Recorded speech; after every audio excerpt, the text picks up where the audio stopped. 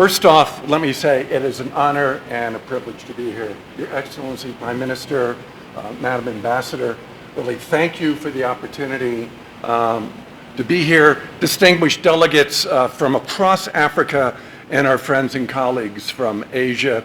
It is good to be here, and for many friends in the audience, it will be an opportunity to talk about not just the challenges we're facing today. What I'd really like to focus on, the challenges of tomorrow, because this is basically about a university partnership, and universities are committed to preparing the next generation for the world that they're going to face. And what I would like to do in this presentation is begin painting a picture of what that world is going to look like through the end of this century, up to the year 2100.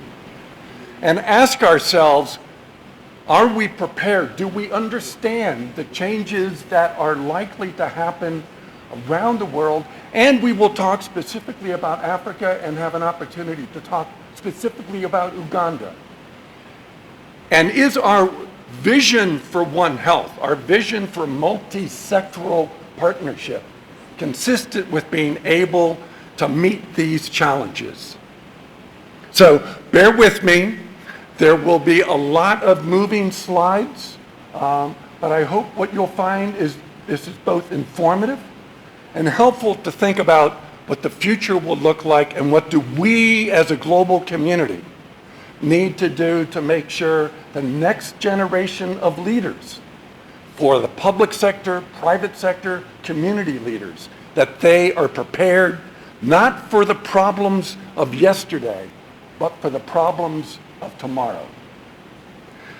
And what I would like to do is to look at the future trends, talk about what their likely consequences are, and then ask what are their implications for One Health and education. But there are a series of what we can consider megatrends through the course of this century that we can speak with a certain measure of authority. Their population change. We understand what the population dynamics are around the world and what they're likely to look like over the course of the rest of this century. We know about changing demographics, young people getting older, and what that might mean in terms of population challenges. We understand that the world is increasingly becoming urbanized and how that urbanization may play itself out. We also know that the world is being challenged by climate change, and over the course of this century will become increasingly more challenged. And we can talk about really one of the really untold stories, but one of the most profound changes that will happen in the 21st century is our impact on the land we live on and how we are changing the land in ways that will pose future challenges for future generations. And then lastly, not so much a megatrend, but it is probably the most profound transformation that we're going to see in human history, and that is the emerging technologies of the 21st century and how those technologies are going to pose challenges and opportunities. And how do we think about those with respect to One Health and education collectively? So this is what we will walk through. First, let's talk about population change. And the first slide I'm going to show is an active slide showing population change around the world from 1950 to the year 2100. And it represents, by changing shapes of the map of the world, where populations were growing fastest and where they are shrinking most quickly. And what you'll see, I'll let this run a couple of times. If you look in the top left-hand corner of the slide, it basically gives the year that is being shown. And you're watching decade by decade from 1950 to 2100. And I'll let this run a couple of times, but what you'll see is the 20th century, 1950 to 2000, no surprise, what we see is that the greatest population change is happening in Asia. But as we begin moving into the 21st century, Asia, in fact, begins to contract. fewer and fewer people. And if you look, Africa in the 21st century became the very epicenter of population growth around the world. It is striking in terms of what that might mean as we go forward. Let me show you a second slide which represents the same kind of dynamic, but again, it's 1950 to the year 2050.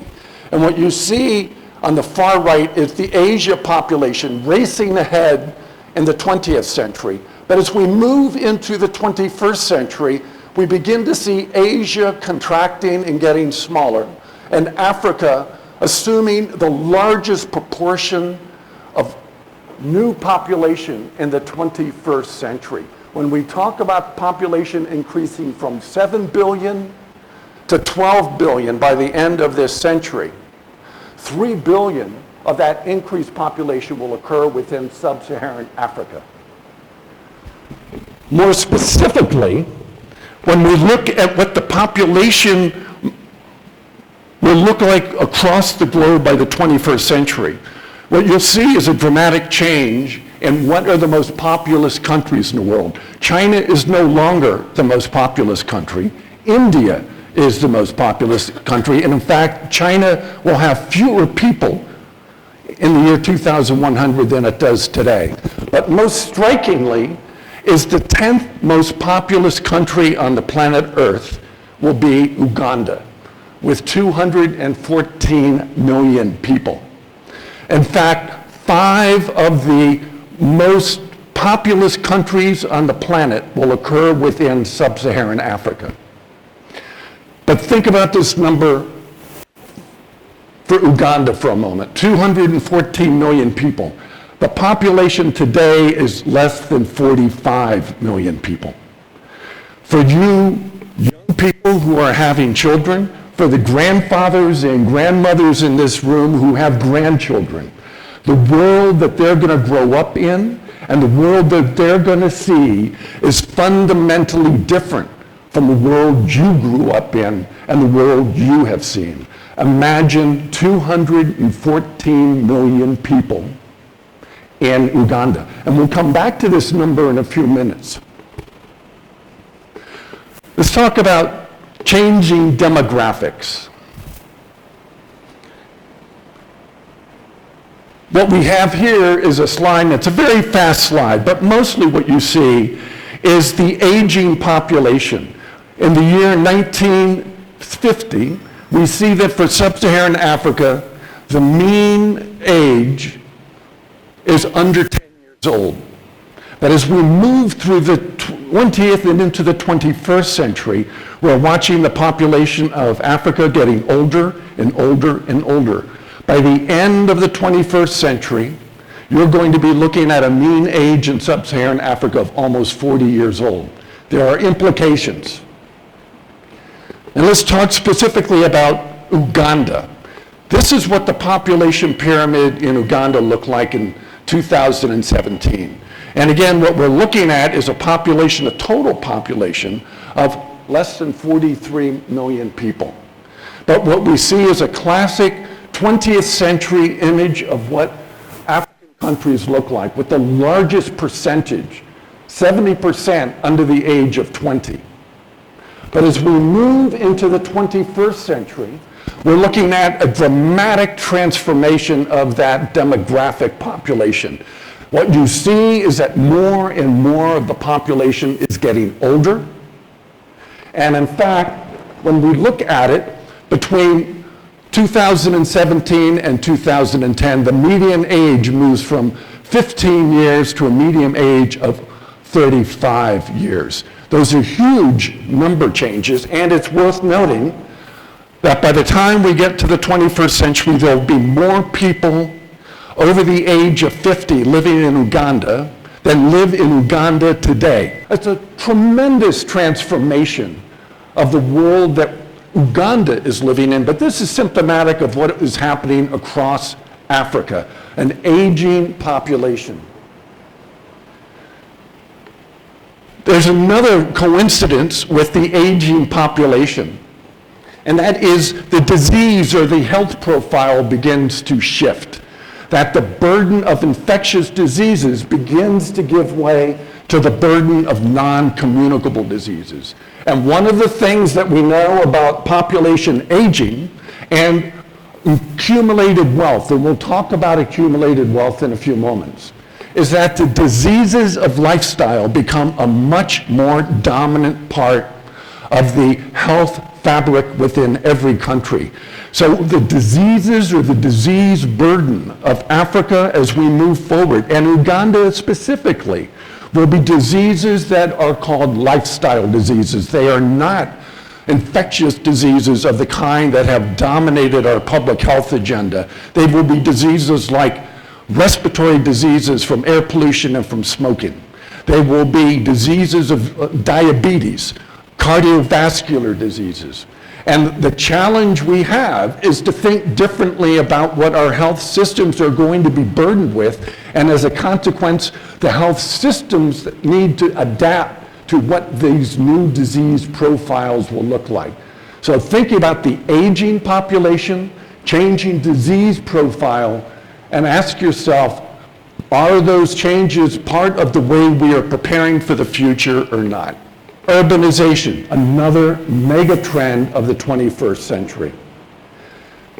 By the year 2100, mega cities of over 50 million people will be spread around the world. And most importantly, what we will see is that number 16 on the list of mega cities will be Kampala. And in fact, Kampala will have the entire population, the equivalent of the entire population of Uganda living within Kampala's borders, 40 million people. This is by the end of the century. This is what your grandchildren and your great-grandchildren, that's the world they're inheriting. So imagine an Uganda with 214 million people, and imagine a Kampala with 40 million people. It is a stunning change and requires a real reevaluation of what it is that we think the future looks like, and are we prepared for it. But this is not simply a Kampala or an Uganda. The largest 20 mega cities in the world, 13 of them will be in sub-Saharan Africa. And not only will Uganda have 40 million people, Kampala, Lagos will have 80 million people. Are we prepared for a world where those kinds of urban pressures are going to demand the kind of problem solving or not? And of the 13 countries, it is important to understand all of these are in sub-Saharan Africa. And what we have here is a graph illustrating over the years 2030, 2050, and 2100, how the burden of air pollution is going to accelerate and intensify elevated deaths. That as we move into these non-communicable disease domains, the burden of air pollution driven principally by the lifestyles that will exist within urban settings will further exacerbate future premature mortality. Are we prepared? This is just one slice of the challenges urbanization will bring, but are we prepared to deal with the kind of urban atmospheric changes that are going to happen over the course of this century? Let's talk about climate change. We have two figures up here. The figure on the left is a representation of elevated climate change that is the target for the Paris Climate Change Accord. And the Accord targets an elevation over 2000 levels of 1.5 degrees Celsius. That's the target. Sadly, the trajectory we are on right now has us exceeding 4 degrees Celsius globally. What are the implications of an elevated global surface temperature change of 4 degrees Celsius? Let's talk about that for a moment. We typically think about it in terms of what it means in terms of how hot it's going to be, but there are strong correlations between elevated temperatures and gross economic development. We see a strong correlation between as temperatures go up, worker productivity goes down, and we also see a strong correlation between agricultural production falling as elevated temperatures go. And I'll give you an example. For the cereals that are produced and grains that are produced in sub-Saharan Africa, an increase of 1 degree Celsius reduces the protein production in cereals by 30%. That means if you are going to be able to provide the proteins to meet nutritional needs by way of cereals, you're going to have to increase agricultural areas of agriculture by 30% just to keep pace with the current demand. That does not take into account the increased population that you will need to deal with as well. Over time, by the year 2100, Uganda's population would have a GDP in excess of $25,000. But because of the adverse effects of climate change and worker productivity and agricultural decline, the actual GDP will be less than 4,000 US dollars. The impact on Uganda, and you can say similarly for Nigeria, for South Africa, across the continent will be profound. And for my colleagues in Southeast Asia, the numbers are similar. Climate change will have a tremendous impact on the economic viability of the region and in Uganda specifically. Land use change. Let's go back to that population increase that I talked about. Today, we live in a world of about 7.6 billion people. We think that's the normal. But the fact of the matter, when I was born, and Your Excellency, I bet when you were born, 100 years ago, in 1919, the world's population was 1.8 billion people. In 1 century, 100 years, we put 6 billion people on this earth. It took us 400,000 years to get the first 1 billion. And by the end of this century, we're going to add another 5 billion people. You can't have that kind of disruptive growth without impacting. Our footprints are big. Our footprints are enormous. And we can measure them in terms of the impact on land. Thinking about what the land looked like during your grandfather's time. What did Uganda look like in 1918? Probably your great-grandfather, my apologies. And look at it today, and then think about not 40 million people, but 214 million people. What will the land of Uganda look like? It's going to be profoundly different. And we can look at projected land use change from 2015 to 2100, and what we have here is a map with the colors impacting, reflecting where that impact is going to be most profound. Red is the color where you'll see the most disruptive impact on land. And not surprisingly, East Africa is one of the most highly impacted regions in the world. What that translates into, it's not just about land, but land is also the habitats for many different species. And we know that many different species have a narrow habitat range.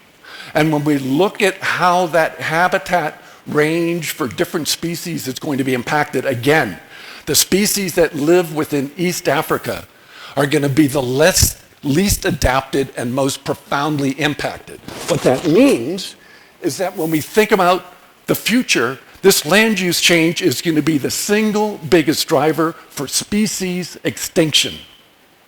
Species that we take for granted will no longer be in existence by the year 2100. And in fact, if we look specifically, by the year 2100, 18 to 29% of the species that you take it for granted today in Uganda will be extinct. That's the world your grandchildren, my grandchildren, will see. That's not the world we live in today, but is the world they will live in tomorrow because of the way we impact on the earth today. And globally, what we'll see is 9% of the almost 6 million terrestrial species will have gone to extinction by mid-century, not by the year 2100, but by mid-century. There was a paper that came out about 10 months ago that looked at extinction dynamics over the last 400,000 years, trying to look at the impact of human migration around the world, coming out of Africa, spreading out across Asia, Europe, and coincident with that was mass species extinction. And ran that out and then projected out another 150 years. Their conclusion was, by the year 2200, at the current species extinction rate, that the largest animal on the planet Earth. Can anyone guess what the largest terrestrial animal on the planet Earth will be? William, you should know. You have about 200 of them. A cow. All of the animals that we take for granted as being part of our natural ecosystem will be gone. Land use change. And that simply doesn't have an impact on species. We also know that land use change is the biggest single driver for emerging infectious diseases. Diseases, viruses, and pathogens that circulate in wildlife. We know that as we increase land use change, we increase the frequency of interaction between wildlife and ourselves, wildlife and our livestock. And so even as we go forward and look at species extinction, we're going to be looking at accelerated, elevated rates of spillover of viruses like Ebola, of new viruses that we don't even know about. And you may say, well, if species extinction is going to wipe out so many species, we don't have to worry about wildlife spilling over. Wrong. Because the wildlife that spill over and infect us are what you call the most adaptable, resilient forms of wildlife. They are generalists. They can live anywhere. And so as other species go extinct, the species that harbor the viruses and other pathogens that spell risk for us in the future will become more and more dominant, and our interactions with them will become more and more frequent. I've talked about land use change, but what I haven't said, what is the single biggest driver of land use change? When we look around the world and we try to understand what is driving it most profoundly, livestock and associated agricultural production of cereals and grains that we feed livestock. The map I have here is a map that should be a sobering one for everyone.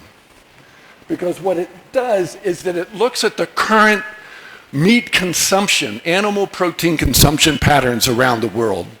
And what you see is that in North America, Europe, and China, the level of animal protein consumption and the associated land use change for livestock and agricultural production, this is what's causing the problem we have today.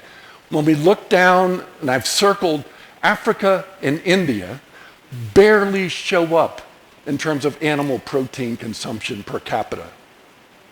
That's today. But as we look at 4 billion more people in Africa, and we think about economic growth, people are rightfully going to be asking for access to better and more nutritious proteins. If we, in fact, Africa and India adopt the meat consumption patterns of the Northern Hemisphere, the impact on land use change will be even that more profound, and the impact on species and new disease emergence will be even more. So there is a price we're paying for the amount of animal protein that we're consuming as a people, and as we think about the future with 5 billion more people on this planet, and particularly between Africa and India, the challenges of how do we ensure adequate access to protein and not do it in a way that perpetuates the kind of reckless misuse of land that we have used over the course of the last century. Let me come to the last, not so much mega trend, but it is part of an unbelievable transformational moment on this planet. Technologic revolutions.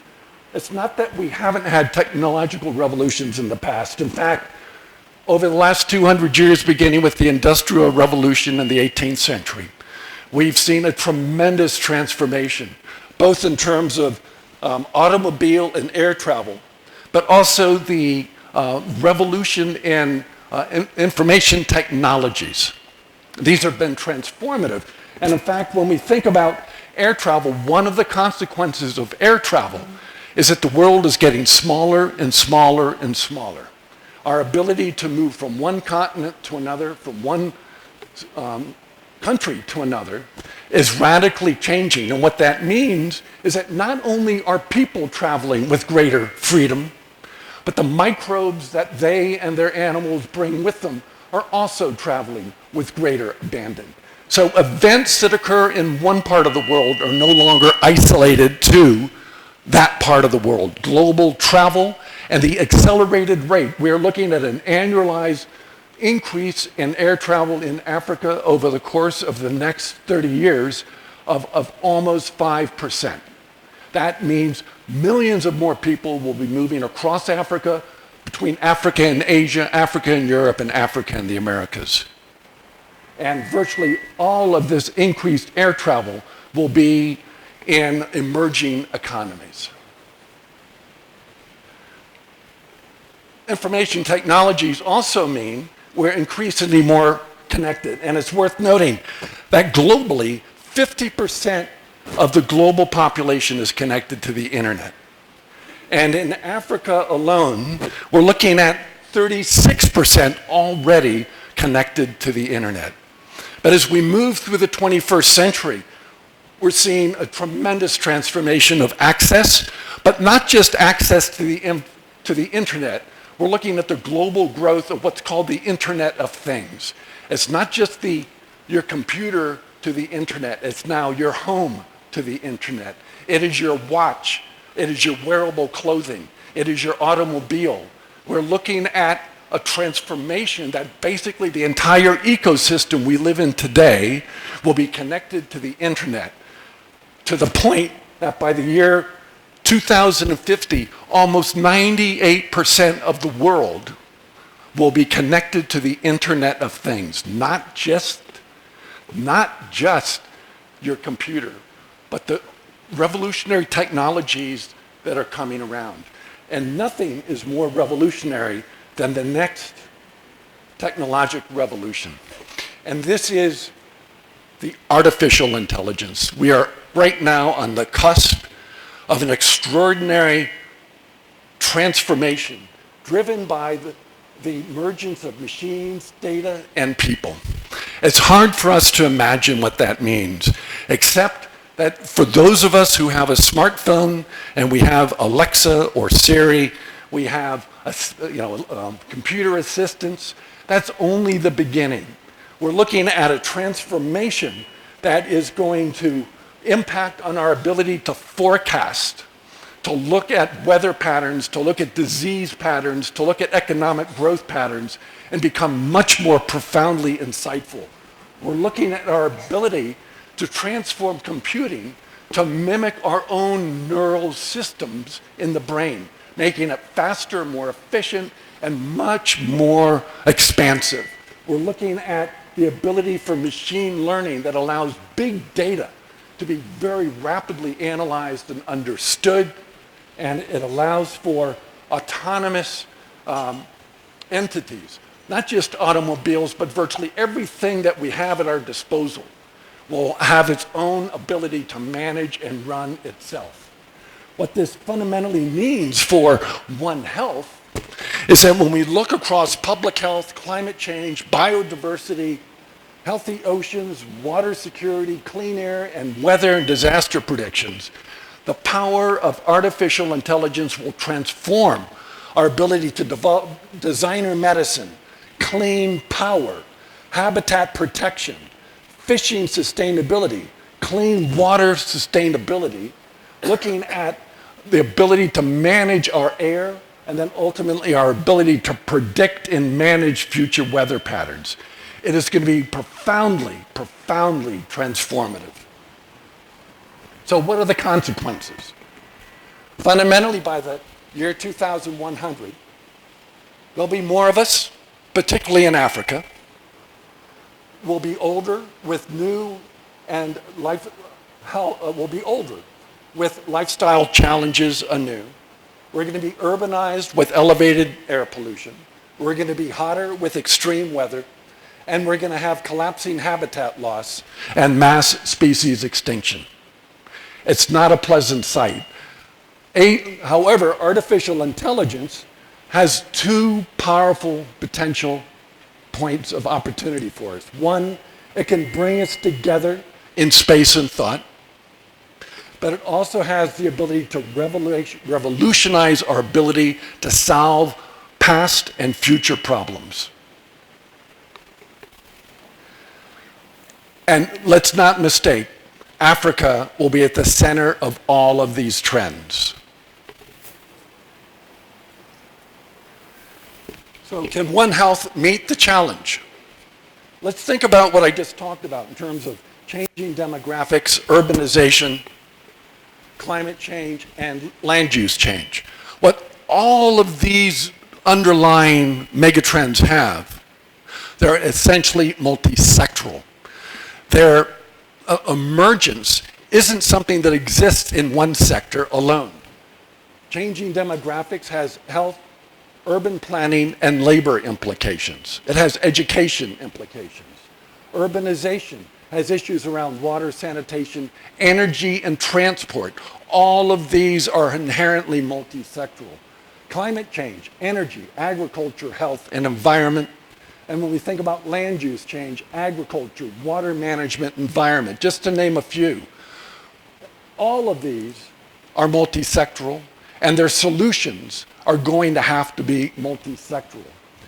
One Health is inherently a challenge to meet the multi-sectoral challenge we have going forward.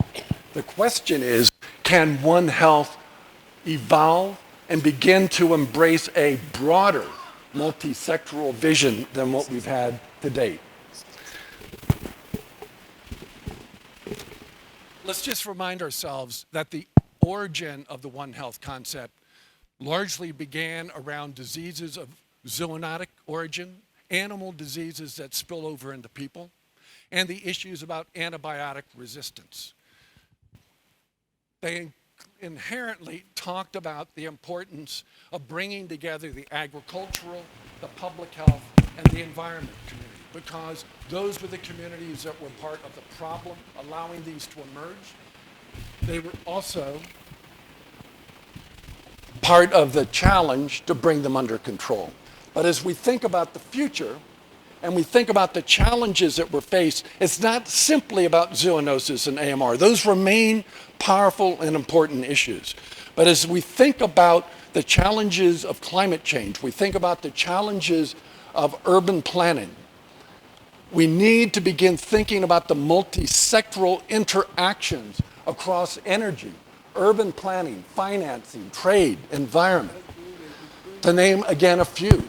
Our vision about One Health has to evolve to think about what are those multi-sectoral partnerships that basically have to be brought in play if we're going to be able to deal with the emerging multi-sectoral challenges of the 21st century. Again, zoonosis and AMR are central and important and will remain central and important. But what we've learned about bringing together multiple sectors around zoonosis and AMR is an opportunity to build on those lessons and begin to bring those new partnerships that speak to the newer challenges that will be part of the 21st century. And for One Health to evolve, it needs to be powered by artificial intelligence. The evolution of artificial intelligence will need to be going hand in hand with our ability to bring multi-sectoral partners together to think about multi-sectoral solutions. Ultimately, artificial intelligence is a powerful tool for being able to meet many of the challenges we will face in the 21st century. Are we thinking about not just environment, agriculture, and human health? Are we beginning to understand the importance of urban planning, of economics, of financing? Are we thinking about artificial intelligence, and how do we prepare and train that next generation of leaders to be able to deal with these emerging threats of the 21st century? And ultimately, does it have to do, what are the policies that need to be in place? What's the leadership from central governments that need to be in place to enable not only the universities to come together and bring the kind of educational experience that will transform that next generation of leaders, but that they have put policies in place that empower those new leaders to be effective. That's an important consideration. And lastly, our governments, academic communities, and the private sector counterparts coming together with a shared understanding of what this new world looks like and how they need to form a partnership that bridges across their own special domains. Fortunately, we have an example of OHCEA leading the way, and our brothers and sisters from Southeast Asia with CEA. That the One Health Central and East Africa University that William talked about a moment ago, that involves countries in East Africa, Central Africa, and West Africa, is bringing together a cross-section of different faculties to begin formulating One Health educational opportunities. The opportunity is to build on those partnerships, to begin bringing new, broader sectoral alliances to be able to meet these challenges. It's worthy of noting that yesterday, during the executive board meeting of OHCEA, that they committed themselves to rebranding themselves from the One Health Central East Africa to One Africa One Health University Network, or AFROHUN, as a true reflection of their already existent commitment to forging a global or Africa-wide vision of One Health University leadership. And it is with AFROHUN and CEAHUN together are building through a coordinated effort, not just the people of Africa, but the people of Southeast Asia, to begin bringing the kinds of skills and leadership and capabilities that need to be part of the 21st century. So we need to ask ourselves, the world that will emerge and be the world of our children and our grandchildren and our grandchildren, are we preparing them to be able to manage that world in a way that will keep them safe, keep the world healthy, and keep the world prosperous? Universities are at the center of propelling that next generation forward. The opportunity is to embrace a vision of One Health that is consistent with the multi-sectoral challenges that will be inherent challenges in the 21st century. I've given you a lot of reason to be concerned. Hopefully, with OHCEA and CEAHUN, I've given you reason for optimism. But no matter what, we need not panic. We can, as a global community, meet this challenge, but we need to know what the future looks like, and we need to prepare for the future. Thank you very much.